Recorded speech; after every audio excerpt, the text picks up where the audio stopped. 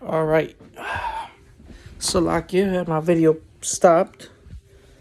My part one was stopped. Lack of storage, but it's all gravy. We back. I'm back.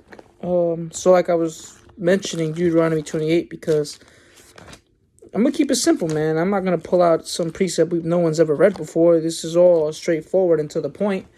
You know, the fact of the matter is that the true Israelites, all the so-called Negroes, Latinos, and Native Americans. Native Americans and so-called Latinos are the Northern Kingdom, man. Okay, we fit the curses, and we fit the spirit of an Israelite, man. You know, we fit the prophecies speaking about the said tribes, man. So I'm gonna keep it simple. Deuteronomy 28:45. Moreover, all these curses shall come upon thee and shall pursue thee and overtake thee. When you read the curses, the Northern Kingdom clearly fit the curses. And I'm gonna say this too: when it comes down to slavery, let's keep it real, man. Before Judah went into captivity, all right, Northern Kingdom did first, man. When Esau came over here first, all right, to jack us up, all right, it was with us first. Then what? Then you had the Southern Kingdom, all right, getting captured and being put into slavery. Okay?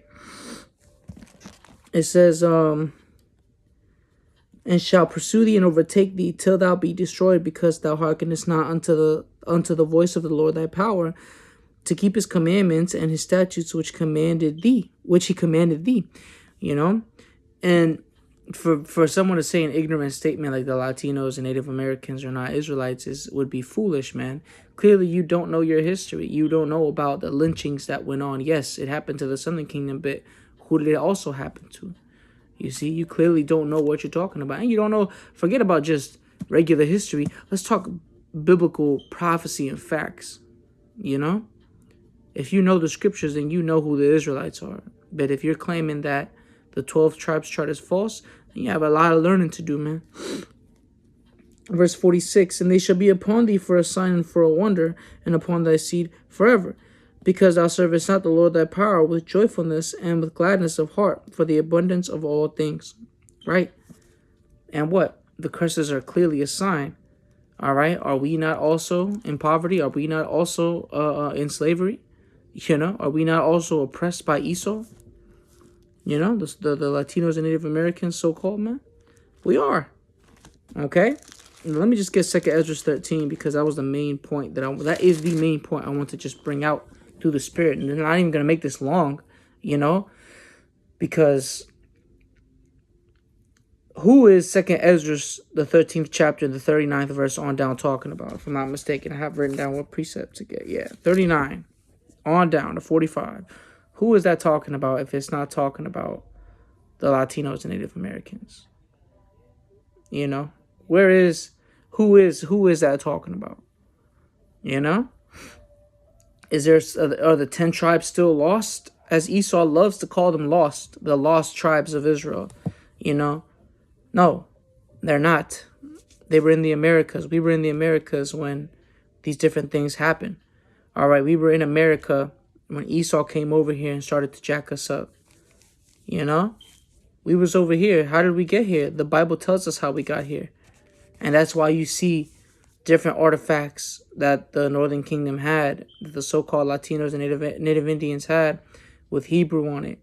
The fringes we wore, the laws, statutes, and commandments that we kept unknowingly.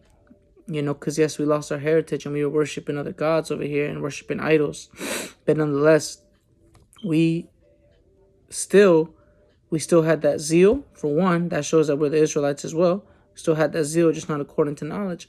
And two, why on earth, over here on the other side of the earth, why are we over here speaking Hebrew? You know? Because there's some idiots out here saying that the Native Indians, so-called, come from Moab and all this other stupid shit. Nah, man. Where's the evidence on that? Besides this false science that Esau made up, man. You know, let's keep it biblical. 2 Esdras 13:39. It says, and whereas thou sawest that he gathered another peaceable multitude unto him, those are the 10 tribes which were carried away prisoners out of their own land in the time of Hosea the king, whom Salmanasseh, the king of Assyria, led away captive. And he carried them over the waters, and so they came into another land. But they took this counsel amongst themselves that they would leave the multitude of the heathen and go forth unto a further country where never mankind dwelt. Right? Because it's going to speak about Arsareth, which is over here in America. That's another, I would say code name for America, right? Where pretty much no one actually dwelt. No one stayed here long term in America. You do have the history of King Solomon. Hopefully I do a video where I bring that out. But King Solomon would bring his navy over here, man. All right? And he would travel over here to grab exotic animals that are over here in the West and bring them back east to homeland, Israel, right? That's part of the history on America. You see? America wasn't just some land, and when you go into deeper history, even Columbus knew that there was a land over here because he read the book of Esdras. They showed that in the movie. I forgot what movie it's called, but they showed that in the movie. You see? Because Esau knew who he was coming to fuck with. You think he just jacked us up for no reason? No, he knew who we were. All right, he knew we was the Israelites. Why do you think there's a history on where Christopher Columbus brought Hebrew interpreters over here? It says, verse 42, that they might keep their statutes which they never kept in their own land, right? Because we came over here with the intent of worshiping Yahweh Hashem Yahushai away from the heathen. And you think being in a faraway land away from everybody else, where there's no one else to cause us to sin, you think we do the right thing, but no. Clearly, we fell under the curses because we couldn't keep the law, statutes, and commandments. That's why 2 Esdras 28, where it speaks about that enemy from afar that would come to take us over, that's why that happened, because we couldn't keep the law, statutes, and commandments. It says, which they never kept in their own land, and they entered into the Euphrates by the narrow passages of the river. And you can watch the Elder Apostles video on this, where they actually show you on the map what this is talking about right here on the actual world map. And even our elders here in the DC camp have done it at the live camp on live at camp, where they'll show the globe, the map of all the countries on the continent, Salakia, and what they show it came from behind Africa. The route that we actually took to get to the Americas. It says, then they entered into the Euphrates by the narrow passages of the river for the Most High, then showed them signs and held still the flood till they were passed over. Right.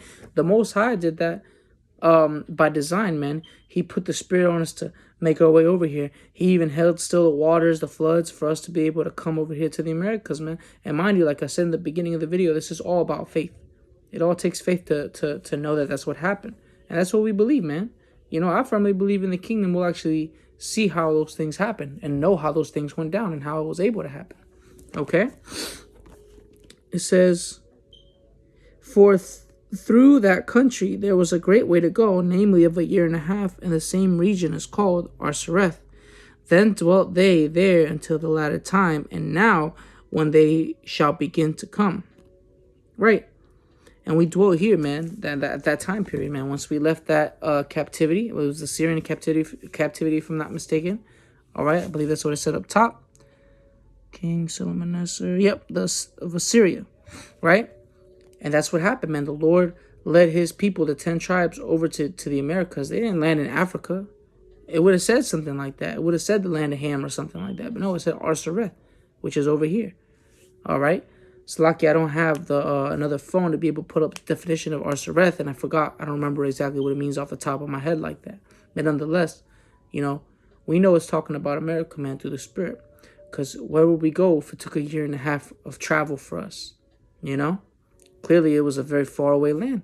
And it was to go from the east all the way to the west over here, all right, on boats. That's not like taking a long road, man. It's traveling through waters and stuff.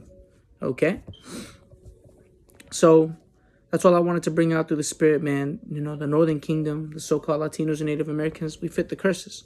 And I say we because I happen to be a part of the Northern Kingdom. All right, and to say that the so-called Latinos and Native Indians are not the Israelites is ignorant, man. All right, because I know for a fact, us brothers that's waking up to the fact that we're Israelites, man. We don't You know, we ain't out here on our own accord, man. We got the Holy Spirit that's supping with us. All right. Only reason I know these scriptures is because the Holy Spirit, all right, is dealing with us. All right, is showing us the truth by way of the scriptures, man. All right. Obviously, you know, the scriptures, man, that's the standard. You know, the Holy Spirit is supping with us to be able to bring out these scriptures and to edify. All right. Because what? Romans 9, man, the Lord only deals with his people. That's how we know the Israelites, man. We can break the scriptures down. All right, so with that, double honors to my elders and my apostles, a great millstone, which are the men that taught us his truth and the true breakdowns. All right, so double honors unto our elders and apostles, and peace to the elect. Shalom.